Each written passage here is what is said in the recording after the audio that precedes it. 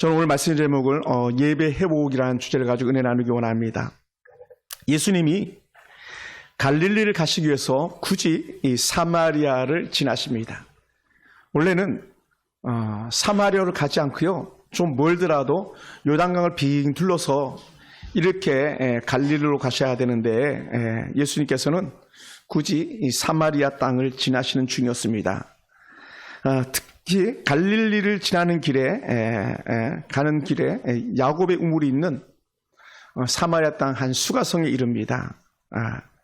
예수님 수가성에 있는 야곱의 우물에서 잠시 쉬기를 원하는 그런 예수님이셨습니다. 예수님이 먼 길을 다니니까 요즘 차가 있는 것도 아니고 다니다 보니까 피곤하셨죠. 그래서 모르게도 우물가에 털썩 주저앉으셨던 것 같습니다. 그리고는 비록 우물가에 가셨지만 물 뜰 수 있는 두레박이 있는 것도 아니고 물을 줄 수 있는 사람도 아니었습니다. 아무도 없었습니다. 제자들은 또 먹을 것을 구하려 마을로 들어가는 그런 상황 속에 있습니다. 그런데 예수님이 우물 곁에 앉아있다 보니까 어떻게 돼요? 한 여인이 물을 길러 나온 겁니다. 남들이 오지 않는 시간에 그것도 물을 길러 나와서 물을 기르기 위해 나왔더니 예수님이 있는 거예요. 예수님과 함께 얘기를 나누는 그런 장면이 사실 그 전반부 또 후반부 계속 이어집니다. 제가 한 2년 전에 요 장을 가지고 전반부에서 요 앞에 장을 가지고 한 4번 정도를 제가 이렇게 말씀을 나눴던 적이 있습니다. 예수님이 마치 이 여인에게 하시는 말씀이 있는데 뭐라고 말씀하셨냐? 물 좀 달라고. 나에게 물 좀 달라. 근데 여인이 깜짝 놀라면서 물어봅니다. 아니, 당신이 내가 보니까 유대인인데 어떻게 유대인이 사마리아인 나에게 물을 달라고 하느냐? 그리고는 또 하는 말이 뭐냐면 나는 여기서 물 그릇도 없다. 이렇게 말해요. 이건 무슨 말이냐면 유대인들이랑 사마리아인은요 절대로 같이 밥을 먹지 않습니다. 같은 그릇을 쓰지 않습니다. 그러니요 두레박을 하나만 갖고 나왔는데 그 그릇을 같이 쓴다? 두레박을 같이 쓰는 게 말도 안 된다는 얘기거든요. 그래 깜짝 놀라는 거예요. 그럼 왜 그 유대인들이 그렇게 사마리아인들을 경멸했는가? 그것은요, 주전 586년에 남유다가 완전히 패망했을 때에 바벨론의 정책이 사마리아 지역에다가 북이스라엘 지역의 땅이었는데 당시 사마리아 지역에다가 무려 5개의 나라 사람들, 민족들 갖다가 모아놨습니다. 5개의 나라들은. 그리고는 그들에게 혼혈 정책, 이주 정책 가운데 혼혈 정책을 써가지고 피가 섞이도록 만들어버리고 말았습니다. 민족적 정통성을 완전히 훼손해버리고 만 거예요. 여러분, 언어가 사라지고요, 피가 섞이면 민족적 정통은 사라지게 돼 있거든요. 그러니 순결한 피, 거룩한 피, 선민의식이 강한 유대인들은 이런 사마리아 사람들을 경멸할 수밖에 없었습니다. 예전에 우리도 몽고에 끌려갔던 사람들이 돌아올 때에 얼마나 경멸했었습니까? 그런 역사가 있었거든요. 아픔. 똑같은 그런 역사 속에 있는 사람들이 이 사마리아 사람들입니다. 그러므로 이런 상황 속에서 사마리아 여인에게 그것도 유대인의 지도자가 물을 달라 한다. 이거는 이해할 수 없는 그런 사건들인 거죠. 그러면서 예수님께서 그 여인과 깊은 대화를 나누는데 이 대화의 중심이 뭐냐면 예배예요. 예배. 한번 따라 보시죠. 예배예요. 우리는 예배라면 다 같은 예배가 아닐까 생각하기도 합니다. 그런데 예배는요, 하나님이 받으시는 예배도 있고요, 하나님이 받지 않는 예배도 있다는 거예요. 이게 사실은 구약시대 때처럼 불이 확 내려가지고 하나님께서 제물 받았다는 이 증거가 있으면 얼마나 좋겠습니까? 근데 사실 그런 증거는 없어요. 근데도 불구하고 우리 하나님께서는 받으시는 예배가 있고 받지 않으시는 예배가 있다. 이 말 자체가 얼마나 우리를 힘겹게 하는지 모릅니다. 아담과 하와가 처음 두 아들 낳았을 때에 우리가 잘 아는 것처럼 하나는 가인이고 하나는 아벨입니다. 근데 하나님께서는 그 아담과 하와의 첫 아이들이 낳은 그 아이들이 드린 제사에도요, 받으시는 제사가 있었고 받지 않는 제사가 있더라는 거예요. 뭐 이게 너무나도 명확하죠. 그것을 창세기 4장 3, 4절에서 이렇게 표현합니다. 세월이 지나니 가인의 땅의 소산으로 제물을 삼아 여호와께 드렸고 아벨은 자기 양의 첫 새끼와 그 기름으로 드렸다라고 말해요. 그런데 문제는 여호와께서 아벨과 그의 제물을 받으셨으나 가인과 그의 제물은 받지 아니하신지라 가인이 몹시 분하여서 안색이 변했다라고 말하거든요. 그러니까 하나님께 받으시는 예배, 받지 않는 예배, 하나님 받으시는 제사, 받지 않는 제사가 있더라는 거예요. 그러니까 이런 본문을 들으면요, 우리는요 가슴이 섬찟해지지 않습니까? 여러분 어떻습니까? 하나님께서 지금 내가 드린 예배를 받으실까? 하나님께 내가 드린 제물을 받으실까? 여기에 대해서 우리는요 늘 두려움과 떨림으로 하나님 앞에 예배할 수 있게 되길 주님을 축원합니다. 할렐루야. 하나님이 가인의 제사를 물리치시고 아벨 제사를 받으셨다고 단호하게 말합니다. 그러니 어떻게 돼요? 다시 한번 말씀합니다. 하나님이 받으시는 제사가 있고 받지 않는 제사가 있다. 이거는 우리가 심각한 그런 예배자의 자세를 갖게 하는 것 같습니다. 예수님이 어떤 분인지를 알아본 여인이 계속 예수님께 예배에 대한 관심을 가지고 물어봅니다. 우리 조상들은 이 산에서 예배하였는데 당신의 말은 예배할 곳이 예루살렘에 있다 하더이다. 다른 사람들은 예배할 곳이 어떻게 돼요? 예루살렘에 있다고. 또 당신도 예배할 곳이 예루살렘에 있다고 말합니다. 근데 그들이 어디서 예배했냐면요, 사마리아 사람들은요 그리심살이라는 곳에서 그들이 예배를 했어요. 근데 원래는 어디서 예배해야 된다? 예루살렘에 있다 하더이다 라고 얘기하는. 오늘 예수님이 만난 이 여인이 가장 가진 큰 문제가 뭐라 그랬어요? 인생의 갈증이 사실은 삶의 문제가 아니고 예배의 문제라 그랬어요. 삶의 문제가 아니고 예배의 문제. 그래서 어떻게 예배해야 하는가가 가장 큰 중심이었었고, 그 중심에 뭐가 있었냐면 이 여인의 마음에는 예배를 어디서 드려야 됩니까? 예요. 그러니까 장소적 관심을 가지고 있는 거예요. 인간은요 눈에 보이는 곳에 관심을 갖게 돼 있고요, 내가 느끼는 곳에 관심을 갖게 돼 있어요. 근데요 그렇지 않다라는 거예요. 그러니까 우리는 인본주의적 생각 속에서 예배하냐, 아니 신본주의적 생각 속에서 예배하냐, 이 차이가 오늘 우리 가운데 있음을 한번 생각해 보시기 바랍니다. 하나님께서는요 구약시대 때 예배에 대한 규칙을 이미 설정해 두셨어요. 레위기에서 또 앞선 출애굽기에서 계속 예배에 대해서 말씀하셨던 거거든요. 그러면서 예배에 대한 규칙들을 말하는데 그 절대적 규칙 중에 하나가 뭐냐면 예배를 드리되 때로는 성막에서, 정착했을 때는 예루살렘 성전에서 예배하라 이렇게 얘기했거든요. 그러니까 성막 중심이었고 후에는 성전 중심이었었어요. 하나님은 예루살렘 성전에 하나님이 이름을 두셨다고 신명기 16장 2절에서 이미 선언했습니다. 그러니까 예루살렘에 세워질 성전을 미리 내다보고 말씀하신 것이죠. 그리고 그곳에 예배를 이끌어갈 누굴 세웠습니까? 눈에 보이는 제사장들을 세운 거고, 또 눈에 보이는 레인들을 세우셔서 제사를 어떻게 드리는지, 예배를 어떻게 드리는지 갖다 이끌어 주셨던 거예요. 그러니까 오늘 여러분들이 구약의 제사장처럼, 구약의 레위인처럼, 또 구약의 예루살렘 성전을 오늘 망가지고 오늘 이곳에 오셨다면 여러분 위대한 예배자의 은혜의 반열을 이룬 줄 믿으시기 바랍니다. 할렐루야. 그래서 영적인 마음이 우리 가운데 자리 잡길 주님을 축원합니다.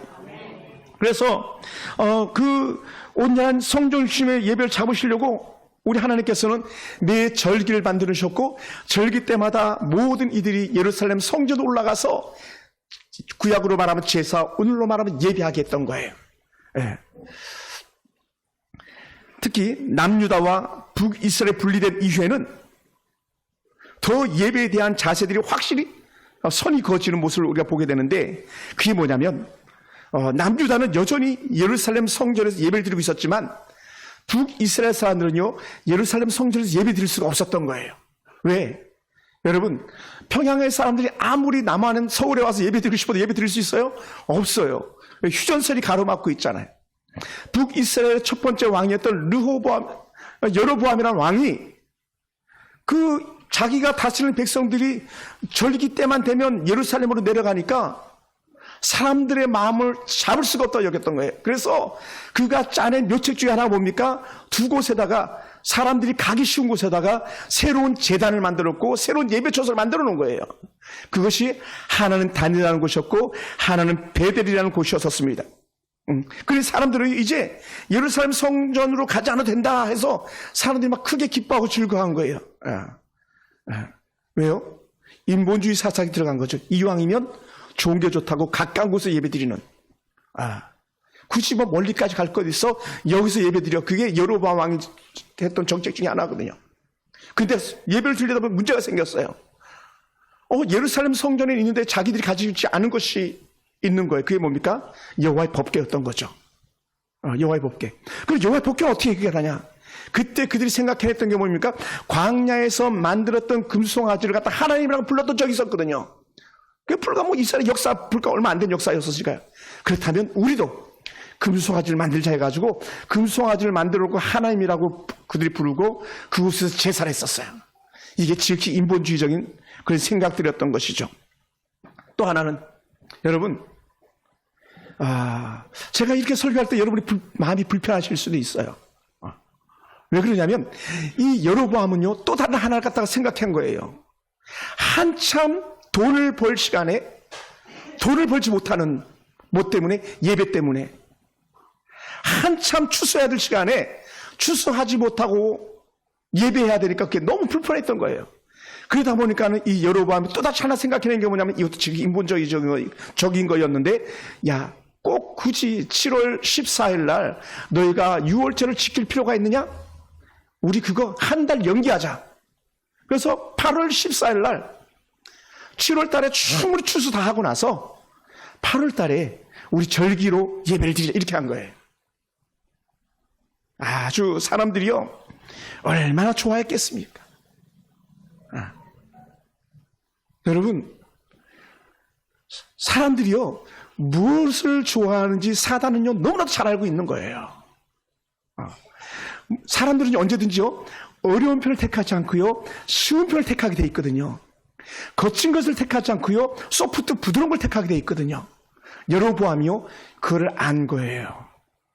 사단은요 우리가 무엇에 약한지 무엇에 강한지를 알고 있어요. 누가 몰라요? 우리만 모르는 것 같아. 그러지 않은 것처럼 우리가 그렇게 살아가거든요. 이 여인이 그러니까 문제가 뭐냐면 도대체 우리가 어떻게 예배해야 됩니까? 이 갈증이 있었다 그랬어요. 그리심사에서 예배한다고 예배해보지만 그게 아닌 것 같은 생각이 이 여인에게 있었겠죠. 왜 또 그랬냐면 예수님께서는 이렇게 말했어요. 여인아, 너는 알지 못하는 것을 예배하는데 나중에 진짜 예배가 뭔지를 알게 될 거야 라고 말씀했었어요.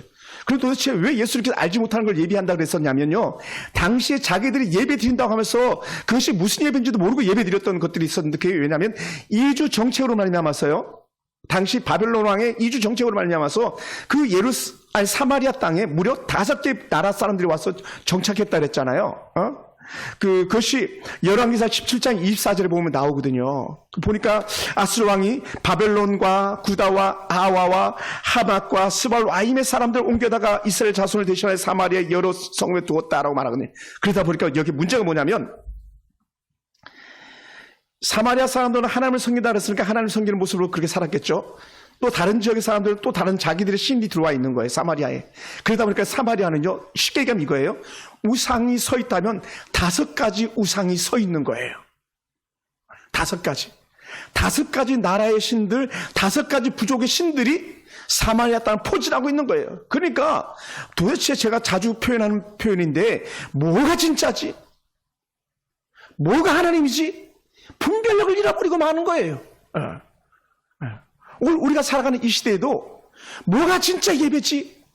뭐가 진짜야 하는, 그러다 보니까 들어가는 생각이 뭐였습니까? 자기가 옳은 것처럼 여겨지는 세대가 돼버리고 만 거죠. 자기가 옳으면 그게 옳아버린 거예요. 여로보암이 옳게 여겼다고 했을 때에 그것이 교육되니까요. 그 백성들에게는 여로보암의 생각 그대로 침투되어진 거예요. 여러분, 수일 전에 송해 어르신이 돌아가셨잖아요. 자유를 찾아서 이렇게 넘어왔잖아요. 6.25 전쟁 때. 초기에 사마리아에도 진짜 예배는 그게 아니라고 하는 사람들이 남유다로 넘어왔어요. 남유다로. 그런데 어떻게 돼요? 오지 못하도록 막아버린 거죠. 그러면서 지금부터 여기서 예배해 이렇게 강제로 조항을 띄고 있습니다. 애탄 그런 얘기지만 한 예를 들어보면요. 제가 온 걸 쓰지 않은 얘기입니다만은 중국에는요. 시진핑이 원하는 성경을 만들어서 이미 보급을 했다는 거예요. 중국 정부를 위한 성경, 중국 정부를 위해서 존재하는 사역자, 중국 정부를 위해서 존재하는 그런 교회. 이게 뭡니까? 오늘날로 표현하면 사마리아에서 드리는 그런 어떤 잘못된 예배와 같은 그런 형태를 찾아가고 있는 거죠. 그런데 어떻게 돼요? 권력이 무섭잖아요. 사는 게 무섭잖아요. 그러다 보니까 거기 순복할 수밖에 없는 참담한 현실이 그렇게 우리 가운데도 여전히 주변에서 조금만 살펴보고 있는 걸 보게 됩니다. 여러분, 그러다 보니까 여인은요, 우리가 그리심사에서 예배를 드리는데 과연 잘하는 건가? 이것이 늘 생각했던 거죠. 근데 예수님께서는 전혀 생각지도 못한 답을 이 여인에게 말씀했다. 뭐라고 말씀했냐? 21절 보면 이렇게 말합니다. 다시 한번 우리가 말씀을 볼까요? 4장 21절입니다. 요한복음 4장 21절. 같이 한번 읽어봅시다. 예수께서 이르시되 여자여 내 말을 믿으라. 이 산에서도 말고 예루살렘에서도 말고 너희가 아버지께 예배할 때가 이르리라. 그러니까 갑자기 오늘날로 말하면 뭐 벙 찌는 듯한 그런 말씀을 예수님께서 하시는 거예요. 아니 진정으로 예배할 때가 온다 그랬는데 도대체 그게 무슨 말인가? 진정으로 예배할 때 이르라고 했는데 그게 무슨 말인가? 근데 여인은요 참으로 영적인 사람이에요. 그를 말을 하니까 이 여인은 금방 그 말이 무슨 말인지 알아듣는데 그것을 25절에서 답을 해요. 맞습니다. 여자가 이르되 메시아 곧 그리스도라 하는 이가 오실 줄을 내가 아노니 그가 오시면 모든 것을 우리에게 알려주시리이다. 메시아가 오시면 우리가 무엇이 참인지 거짓인지를 분별하고 무슨 예배가 진짜 예배인지 알게 해줄 겁니다. 그런 거예요. 그때 예수님께서 툭 던지는 메시지가 뭡니까? 얘야 나야 나. 그래서 26절에서 이렇게 표현했던 거예요. 우리가 읽은 본문 중에 내가 말하는 내가 그로라 그라 이렇게 말해요. 내가 곧 메시아야. 사랑하는 성도 여러분, 영으로 예배하는 말이 무슨 말일까? 하나님은 우리에게 예배 대상인지를 누구인지를 다 분명히 알기 원하시는 거예요. 여인이 가진 문제는요, 영으로 존재하신 하나님에 대한 인식이 없었어요. 그러다 보니까 예배의 중심, 단순히 장소에 국한되어지고 단순히 거칠의 형태에 국한되어지는 그런 예배자의 모습을 말했지만 우리 주님께서는 아니야. 하나님은 영이시니 영과 진리로 예배하는 거야 말했어요. 눈에 보이는 존재가 아니라 어떠한 장소에 국한되는 존재가 아니라 하나님은 영이시니 어디든지 거하시는 분이야 라고 말하는 거야. 지금 너가 어디서 무엇을 하고 있느냐, 그곳에서 내가 너희 예배를 받을 것이다 이렇게 말씀하시는 분이 하는 거예요. 누가 오시면? 메시아가 오시면. 성령 하나님이 우리를 주장하시고 이끄심을 믿고 드리는 예배를 갖다가 영의 예배라고 말합니다. 그러니까 어떻게 우리가 자주 찬양할 때에 아까도 불렀던 찬송가 중에 성령이여 불과 같은 성령 오늘 우리에게 임하시옵소서 했던 게 뭐냐면 우리가 성령 하나님, 우리가 직접 눈으로 보지 못하지만 우리가 영으로 느껴서 성령 하나님의 은혜가 우리가 젖어들어서 성령 하나님을 의지하면서 드려지는 예배, 그것이 우리가 드릴 예배라는 거예요. 구경하는 관망하는 그런 예배가 아니라 그냥 어떤 감정에 들떠가지고 웃고 울다가 끝나는 그런 예배가 아니라 하나님이 나와 지금 함께하고 계시다라는 그런 영적 확신 속에 드리는 예배를 갖다가 우리 영으로 드리는 예배라고 말합니다. 이거를 우리가 좀 더 이해하기 위해서는요, 신학적으로 표현한다면 하나님의 영을 갖다 표현할 때에 편재성이라고 말하는, 하나님은 어디든지 계시는 분이라고 표현하는 거예요. 그리고 어떻게 돼? 그리심산도 아니고 에발산도 아니고 예루살렘도 아니고 오늘 우리가 드리는 예배 장소 그곳에서 예배하는 것을 우리가 받으시길 주님으로 축원합니다. 그래서 주님의 깊은 인도하심을 믿고 거짓 없는 진실한 마음으로 드리는 예배, 이것이 영으로 드리는 예배입니다. 여러분 진실하게 예배합니까? 전심으로 예배합니까? 그 마음이 저와 여러분 가운데 있길 주님으로 축원합니다. 우리가 드리는 예배 가운데 하나님의 임자심을 믿고 드리는 예배입니다. 지금 눈에 보이지 않지만 하나님의 임자심을 믿고 예배하는 것, 그것이 오늘 우리 가운데 있는 거예요. 할렐루야.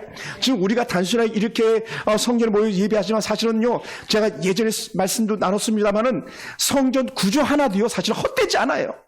헛되지 않는 게 뭐냐면, 지금 문을 그 옆에다 두고 있는데요. 사실은, 혹시 시골에서 제사 지낼 때 보면은 빨랫줄을 걷고, 대문 활짝 열어놓는 그런 거 본 적 있죠. 사실 그게 다 하나님 은혜 카피인 것 같아요. 사실은 우리 주님께서 들어오시는 그런 마음을 가지고 문을 열어두기도 하거든요. 그런 의미에서 오늘 주님께서 우리 눈에 보이지 않지만 이곳에 자정하시고 우리와 함께하고 계심을 믿으시기 바랍니다. 그게 임재예요. 임재. 할렐루야. 주님께서 이곳에 임하셨다. 우리 예배 때 임하시는 분이다. 여러분의 말씀과 기도 속에 임하시는 분이 우리 하나님인 줄 믿으시기 바랍니다. 그게 영으로 예배 드릴 때 나타나는 은혜의 현상인 줄 믿습니다. 할렐루야. 그래서 이 가인이 가지고 있던 문제는 뭐냐? 그것은요, 가인에게 있어서 문제는 그냥 때우는 예배였다는 거예요. 아버지 아담이 야 가인아 제사 드려라 했더니 그냥 형식적 제사로 그냥 끝났다는 거예요. 뭐라고요? 하나님께서 설마 이것을 받으시겠어? 이런 생각이 그에게 있었던 것 같아요. 그냥 마지못해서 우리 옛날에 아이들 데리고 오면 마지못해서 막 끌려오는 애들도 있었잖아요. 그것도 참으로 귀합니다만, 근데 하나님께서는요, 아니야, 진실한 예배를 원하셔. 그게 이제 아벨의 제사와 가인의 제사의 차이였던 것이죠. 사랑하는 성도 여러분, 오늘 우리는 마음과 뜻과 정성을 다해서 드리는 예배 성공자 아벨의 제사가 되기 원하고요, 또 하나님의 큰 믿음의 사람들이 드리는 예배는요, 언제나 하나님께 함께 하십니다 증거들이 나타났어요. 노아도 그랬고요, 아브라함도 그랬고요, 이삭, 야곱도 그랬고요. 진실한 기도자 속에, 진실한 예배자 속에서는 하나님이 나타나시는 은혜가 있더라는 거죠. 할렐루야. 오늘 우리 가운데 그 은혜가 임하기 원합니다. 그러므로 예배 때마다 주의 임재하심을 우리가 사모합니다. 우리에게 임하시옵소서. 이런 영적 고백이 저와 여러분 가운데 날마다 일어나길 주님 축원합니다. 할렐루야. 목사님 내가 교회 가줄게요, 이게 아니라는 거예요. 물론 그런 분도 없습니다만은, 내가 예배 드려준다, 줘. 엄마, 내가 가줄게. 이게 아니고요. 하나님 이곳에 와 계심을 확신하는 그런 은혜가 오늘 저와 여러분 가운데 있기를 주님 축원합니다. 할렐루야. 우리가 예배를 드림으로 우리의 죄가 용서받는다는 확신과 구원받은 하나님의 자녀로서 드리는 예배라는 확신이 우리 가운데 반드시 있기를 원합니다. 예배는요, 구원받은 자들의 증표거든요. 구원받은 자들이 누리는 축복이 뭐냐면 예배예요. 그게 뭐라고요? 그래서 예배함이 기쁨됩니다. 찬양하는 줄 믿습니다. 할렐루야. 하나님의 자녀로서 악한 사단의 유혹을 물리치고 하나님의 인도하심을 기대하면서 드리는 게 예배라는 거예요. 예배. 또한 예배를 통해서 하나님이 우리의 마음을 어루만져 주시고 우리의 내면의 치유의 역사까지도 일으켜 주신 하나님의 은혜인 줄로 믿으시기 바랍니다. 할렐루야. 그래서 우린 자주 얘기하는, 하나님 내 마음 좀 만져주세요 라고. 내 마음 어루만져 주세요. 여러분 그런 적 없습니까? 성경만 읽다가도 눈물이 주르르 흐르고 감동이 막 복받치고 은혜를 누렸던 적이 있지 않습니까? 막 길을 가다가도 하나님의 은혜가 사모돼서 계속 기도가 절로 나오고 그러지 않았습니까? 저와 여러분 가운데 그런 은혜가 있기 원합니다. 하나님 우리를 인도하시고 우리의 기도에 응답하시는 그런 시간이 오늘 이 예배 시간이 되길 주님으로 축원합니다. 할렐루야. 사랑하는 성도 여러분, 성령 하나님의 도우심으로 예수님의 인격과 예수님의 삶을 본받기를 결단한 시간, 그것이 영과 진리로 드리는 거짓 없는 마음으로 드리는 예배라는 거예요. 왜?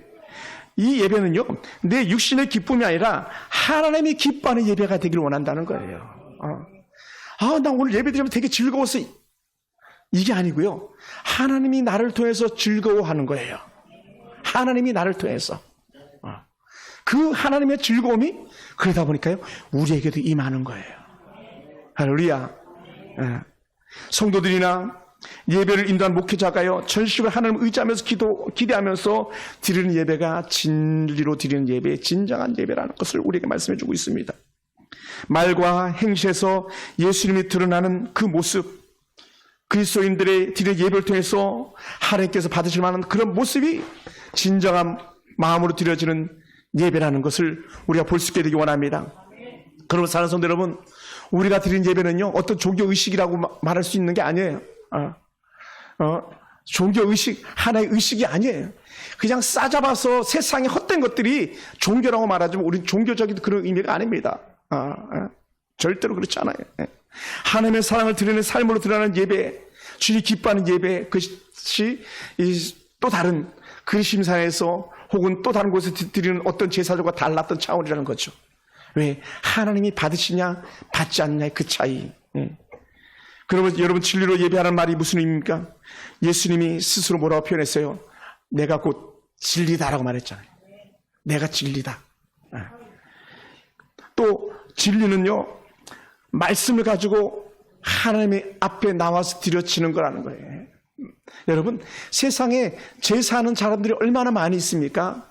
그들은요, 자기들이 하나님의 말씀을 가지고 나가는 게 아니라 자기들의 말을 가지고 나가잖아요. 이단들이 가지고 있는 일반적 특징들을 봅니까? 이단의 교주들의 말을 가지고 나가는 거잖아요. 성경을 자기 인위대로 해석하고 또 자기 말로 바꿔서 말하고. 그런데요, 우리는요, 오직 성경 말씀 있는 것을 그대로 받아들이는 예배자, 그 진리로 드려지는 예배라는 것을 우리는 볼 수 있습니다. 하나님이 우리가 예배할 때에 십자가 보혈을 구원받는 자라는 확신을 갖게 한다고 말씀드렸습니다. 예배를 드릴 때에 우리가 하나님이 우리를 지으신 분명한 목적이 바로 예배하기 위해서 우리를 지으셨다고 말씀하고 있는 거예요. 그래서 소요리 문답 1문을 보면 이렇게 말합니다. 하나님이 사람을 만드신 목적이 뭐냐? 제일 되는 목적이 아버지 앞에 예배하는 거다라고 그렇게 표현했거든요. 사람의 목적이 예배인 거예요. 우리의 목적이요, 행복이 아니에요. 우리의 목적이 가정이 아니에요. 우리의 목적이 돈이 아니에요. 우리 예배예요, 예배. 할렐루야. 여러분 속지 마시기 바랍니다. 사단은요 계속 속이거든요. 나중순위를 밀어내게 만들거든요. 예배를 나중순위로. 결코 그렇지 않아요. 우리는 언제든지 예배 1순위, 그것이 우리의 영적 모토가 되길 주로 축원합니다. 오직 하나님의 은혜만을 생각하면서 드리는 예배, 예수님의 죽으심을 생각하면서 드려지는 예배, 예수님의 죽으심과 부활을 생각하면서 드려지는 예배, 그리고 예수님께서 다시 우리를 데려오실 것을 기대하면서 드려지는 예배가 영과 진리로 드려지는 예배인 줄로 믿습니다. 할렐루야. 그리고 사랑하는 성도 여러분, 우리는 감정이 이끄는 예배를 추구할 수 없습니다. 우리의 감정이 따르지 않아도 좋습니다. 우리가 구원받은 증거들이 감정으로 나타날 수도 있고 나타나지 않을 수도 있다고 그랬잖아요. 제가 세례받을 때에 여러분 정말 벅찬 감동 속에 엉엉 울면서 감동했다고 그랬잖아요. 죄를 고백했다고 그랬잖아요. 때로 그러지 않을 수도 있어요. 왜냐하면 감정이 치우치지 않을 수도 있거든요. 그런데요, 그것이 결국은 드러난다는 거예요. 진짜냐 가짜냐, 뭘 통해서? 예배를 통해서, 삶의 가치를 통해서 나타난다는 거예요. 우리에게 감정이 있다면 그것은 구원받는 자로서 누리는 감격과 죄인으로서 회개하는 통해 자복의 심령인 줄로 믿습니다. 그 은혜를 가지고 세상에 나가 승리하겠다는 결단이 있을 뿐입니다. 그리고 이사야 선지자가 제사들이 다 갑자기 놀랐잖아요. 갑자기 수랍 천사들이 자기가들이 제사하는 성전에 들어와 있으니까 깜짝 놀랐던 거 아닙니까? 그러다 그가 제일 먼저 고백하는 게 뭡니까? 화로다 나여 망하게 되었도다. 진정한 예배자는요, 자기 자신이 죄인인 것을 통회하고 자복하고 회개하는 거예요. 그러니까 여러분, 죄와 우리가 분리되기 위해서 온 마음과 온 정성을 기울여야 되는 줄 믿습니다. 할렐루야. 왜요? 이 죄는요, 하나님을 예배하지 못하게 만드는 바리게이트와 같은 거거든요. 죄는요, 하나님과 멀어지게 만드는 거거든요. 그러니까 하나님과 멀어지게 만들다 보니까 어떻게 돼? 예배할 수가 없는 거예요. 여러분 어떻습니까? 여러분이 죄로 충만할 때 예배가 막 절로 드려지고 예배가 절로 드려지고 싶어지고 막 그러던가요? 결코 그렇지 않더라는 것이죠. 그러면 오늘 우리가 하나님은 영이시기에 영과 진리로 예배하는 은혜가 저와 여러분과 있기 원합니다. 여러분, 오늘 여러분은 하나님 기쁘시기에 받을 만한 그런 삶의 예배자가 되고 있습니까? 가만히 한번 돌아보시기 바랍니다. 애국왕 바로는요, 그 여로보암이 속이듯이 바로도 얼마나 자주 이스라엘 백성들을 속였는지 모릅니다. 바로가 한 악한 행실이 있다면 그것은 예배 방해였어요. 예배 방해. 여러분, 불신자들은요, 성도가 예배 드리는 것을 기뻐할 수가 없는 거예요. 그러니 오늘 여러분 예배 자리에 오기까지 얼마나 많은 벅찬 어려움들이 있었습니까? 견디기 힘든 일들도 있지 않았었겠습니까? 다른 곳에서 막 자석이 쇠붙을 끌듯이 끌어당기는 것들이 있지 않았습니까? 근데 그것을 끊어버리고 온 것 자체가 여러분의 위대한 하나님의 예배자인 줄로 믿습니다. 할렐루야. 여러분, 바로는요, 모세를 보내기를 원하지 않았습니다. 모세가 뭐라 했냐? 우리가 나가서 예배하게 하라 그랬는데 너 안 돼 그랬어요. 그러니까 하나님께서 그들에게 재앙을 내립니다. 예배를 방해하니까 바로에게 재앙을 내려요. 애굽에 재앙을 내립니다. 그러니까 다시 우리가 나가서 예배하게 하라 그랬어요. 예.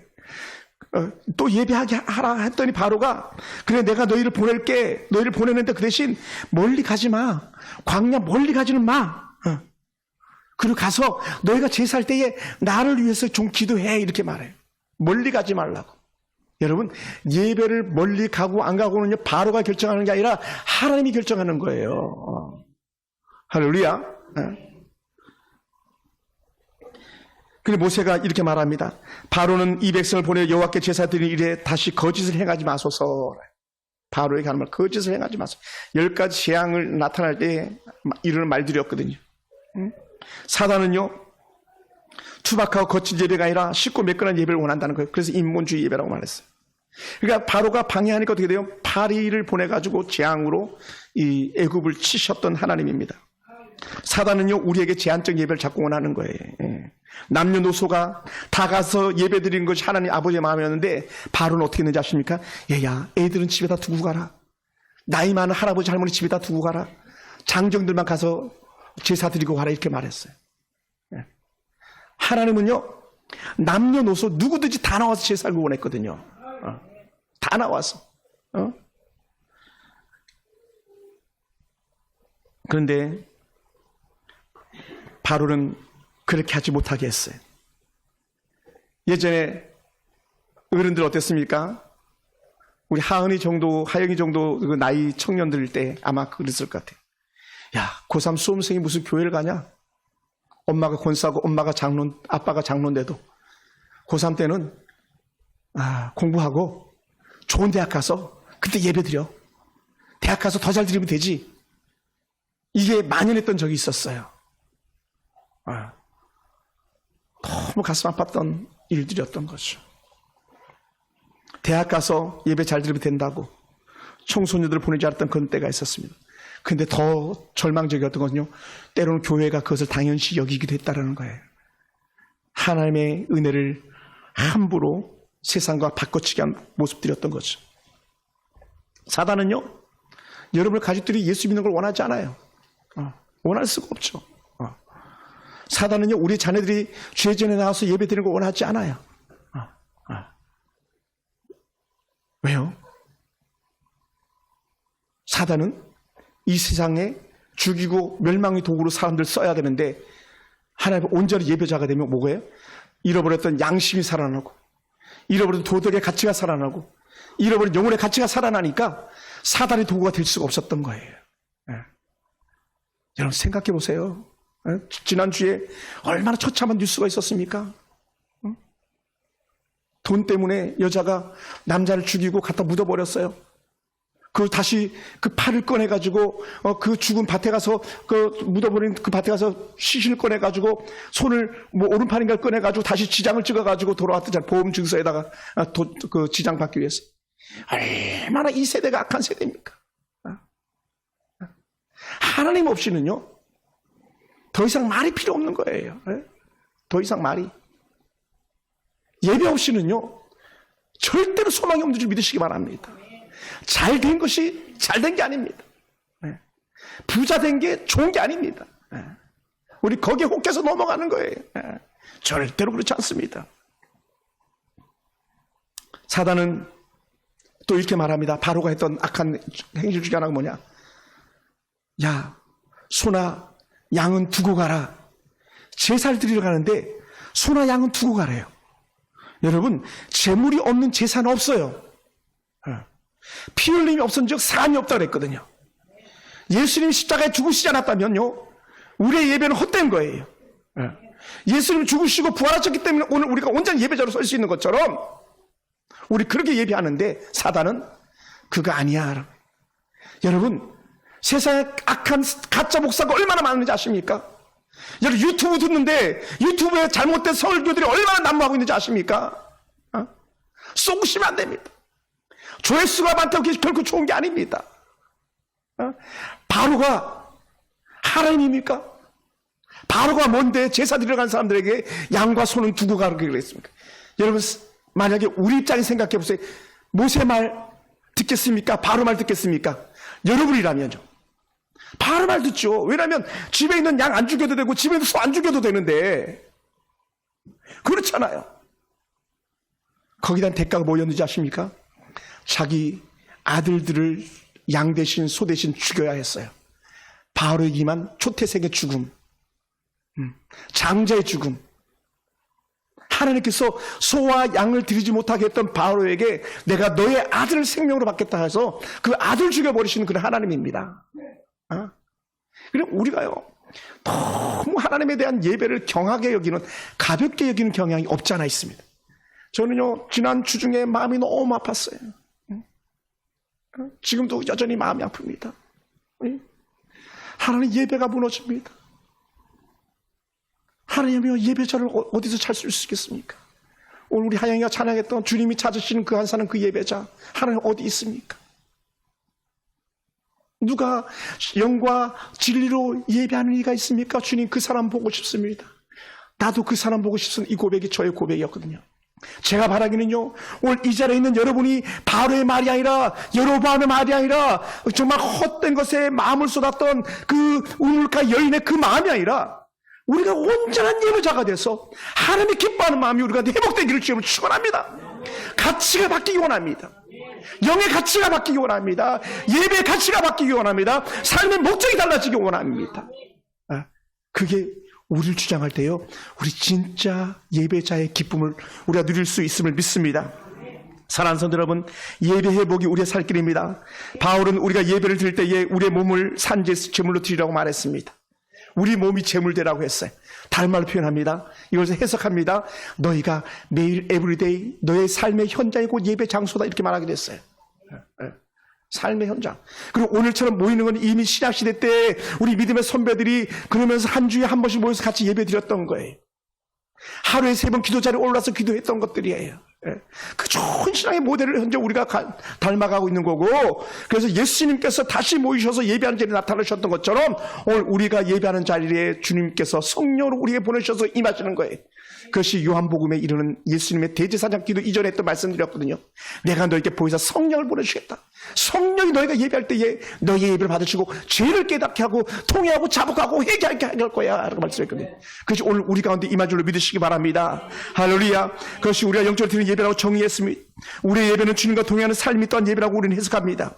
믿음으로 사는 사람들의 모습은요, 오직 한 줄 흐트러짐 없는 진정한 예배자로 나가는 줄 믿으시기 바랍니다. 삶의 연장선이 우리가 하나님 앞에 드리는 예배자의 삶인 줄 믿으시기 바라고, 우리의 삶 자체가 이제는 향기로운 제물로 받으시는 주의 예배자의 제물인 줄 믿으시기 바랍니다. 해석이 좀 복잡할 수도 있습니다.